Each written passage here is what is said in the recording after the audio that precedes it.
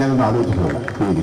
ഞാൻ പറയുന്നൊരു കാര്യം ഏറ്റവും സുപ്രധാനമായ ആ ഒരു തരത്തിലല്ല കാണുന്നത്. കാരണം മുസ്ലിം ലീഗിനെ സംബന്ധിച്ചിടത്തോളം അത് എപ്പൊക്കെ തന്നെ ക്ഷയം നേരിടുകയോ തിരിച്ചടി നേടുകയോ അപ്പോഴൊക്കെയും ഇന്ത്യയിലെ മതേതരമായ ഒരു മനസ്സ് വലിയ തോതിൽ ആശങ്കപ്പെടും എന്നുള്ളത് വളരെ പ്രധാനമായ കാര്യമാണ്.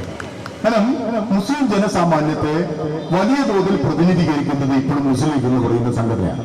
മറ്റ് ധാരാളമായിട്ടുള്ള സംഘടനകളും പാർട്ടികളും രൂപപ്പെട്ടു വരുമ്പോഴും മുസ്ലിം ലീഗ് തന്നെയാണ് മഹാഭൂരിഭാഗം ആളുകളെയും അത് അഭിസംബോധന ചെയ്യുന്നതും നിലനിർത്തുന്നതും. അങ്ങനെയുള്ള ഒരു പ്രസ്ഥാനത്തെ സംബന്ധിച്ചിടത്തോളം ആ പ്രസ്ഥാനത്തിന് ഏതെങ്കിലും തരത്തിൽ ക്ഷയം നേരിട്ടാൽ തീർച്ചയായിട്ടും അത് ഇന്ത്യയിലെ മതേതരമായ ഒരു സംസ്കൃതിക്ക് അത് ആഴത്തിൽ പരിക്കേൽപ്പിക്കും എന്ന് പറയുന്നത്. കാരണം മുസ്ലിം ലീഗ് വർഗീയവൽക്കരിക്കപ്പെട്ടാൽ പിന്നെ നോക്കിയിട്ടൊന്നും കാര്യമുണ്ടാവില്ല കേരളത്തിൽ. കാരണം ജീവിക്കാൻ പോലും യാതൊരു പ്രയോജനം ഉണ്ടാവില്ല. നമ്മൾ പറയുന്നത് എപ്പോഴൊക്കെയാണോ വഴിതെറ്റി പോകാൻ നിൽക്കുന്ന ഘട്ടങ്ങളിലൊക്കെയും നമ്മൾ ഏറ്റവും ബാബറി മസ്ജിദിന്റെ തകർച്ചയുടെ ഘട്ടം നോക്കിയാൽ അറിയാം. ഗുജറാത്തിലെ കലാപവേളയിൽ കുറ്റങ്ങളുണ്ട്. അത്യന്തം അപായകരമായി പ്രതികരിക്കുന്ന ഒരു സമൂഹമാണ് പ്രത്യേകിച്ച് മലബാറിലെ മുസൽമാന്മാർ. അതിന്റെ ചരിത്രം നമുക്ക് തന്നെ അറിയാം. അത്യന്തം അപായകരമായിട്ട് ഒരു പ്രതികരിക്കും. അവർ വളരെ സത്യസന്ധരാണ്. എപ്പോഴും നോക്കിയാൽ മതി.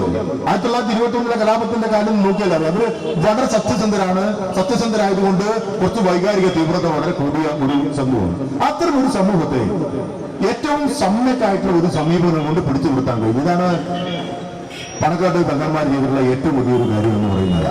അത് അവരുടെ സംഭാവന കേരളത്തിലാണ്. അത് ഇപ്പൊ നമുക്ക് പെട്ടെന്ന് മനസ്സിലാവില്ല. ഏത് സമയത്തും ഇങ്ങനെ വഴിതിരിഞ്ഞു പോയി വലിയൊരു അക്രമത്തിലേക്ക് പോകാൻ സാധ്യത ഉണ്ടാകുമായിരുന്ന ഒരു ജനസമൂഹത്തെയാണ് ബാബറി മസ്ജിദിന്റെ തൊട്ടുള്ള ഏറ്റവും നവ രാഷ്ട്രീയ കാലഘട്ടത്തിൽ അവരെ ഏറ്റവും സൗമ്യശീലരായി പ്രതികരിക്കാൻ അതിനെ ശീലിപ്പിച്ചെടുത്തു എന്നുള്ളതാണ് ആധുനിക ഇന്ത്യയിൽ മുസ്ലിം ലീഗ് എന്ന് പറയുന്ന സംഘടന ബാബറി മസ്ജിദ് കാലഘട്ടത്തിന് ശേഷം എടുത്തുള്ള ഏറ്റവും ശക്തമായൊരു നിലപാട്.